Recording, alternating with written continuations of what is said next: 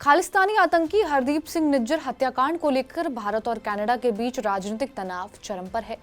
Canada ने बीते रविवार भारतीय डिप्लोमैट्स को केस में पर्सन ऑफ इंटरेस्ट बताया था, जिसके बाद भारत सरकार ने 6 डिप्लोमैट्स को वापस बुलाने का फैसला किया। ये सभी शनिवार की दोपहर तक भारत पहुंच भी जाएंगे। भारत ने इस पूरे विवाद को लेकर कनाडा के प्रधानमंत्री जस्टिन ट्रूडो पर बड़ा हमला बोला है। भारत ने ट्रूडो के आरोपों को राजनीति से प्रेरित और वोट बैंक को साधने की कोशिश बताया है। माना यह जा रहा है कि खालिस्तान समर्थक वोट बैंक और एनडीपी को साधने के लिए जस्टिन ट्रूडो भारत विरोधी एजेंडा चला रहे हैं। दरअसल कनाडा में अगले साल चुनाव होने हैं और जस्टिन ट्रूडो की सरकार कई मुद्दों को लेकर बैकफुट पर है। कनाडा में प्रो खालिस्तानी पार्टी एनडीपी के नेता जगमीत सिंह ने हाल ही में ट्रूडो सरकार से समर्थन वापस ले लिया था, जिसके बाद ट्रूडो सरकार अल्पमत में आ गई। कनाडा की संसद में ट्रूडो सरकार के खिलाफ आया अविश्वास प्रस्ताव भले ही फेल हो गया हो, लेकिन आगामी चुनाव ट्रूडो के लिए मुश्किल साबित हो सकते हैं। आपराधिक मामलों में डिप्लोमैट्स को निशाना बनाने की अलिखित परंपरा को तोड़ते हुए कनाडा के प्रधानमंत्री ट्रूडो ये उम्मीद कर रहे हैं कि उन्हें एनडीपी नेता जगमीत सिंह का साथ मिलेगा।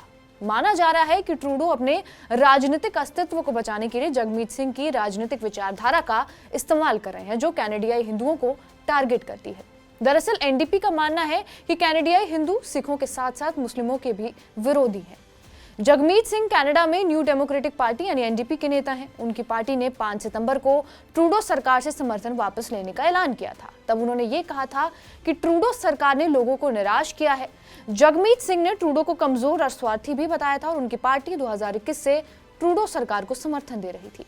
जगमीत सिंह की बात की जाए तो उनका जन्म पंजाब के बरनाला जिले में हुआ था, लेकिन 1993 में उनका परिवार कनाडा चला गया। वो खालिस्तान आंदोलन के समर्थक हैं और कई बार भारत विरोधी बयान भी दे चुके हैं। अपने ताजा बयान में जगमीत सिंह ने भारत के खिलाफ कड़े प्रतिबंध लगाने की भी मांग की है।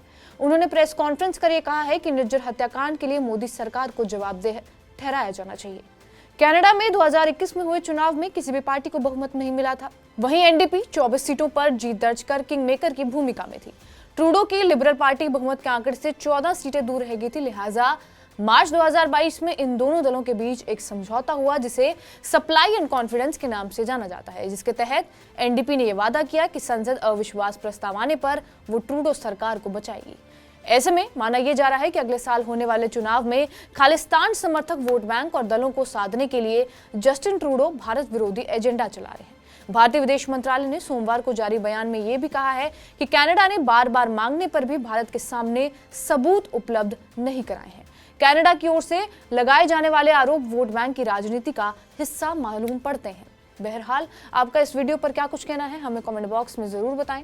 बाकी देश और दुनिया की तमाम बड़ी खबरों के लिए बने रहे हमारे साथ TV9 डिजिटल पर।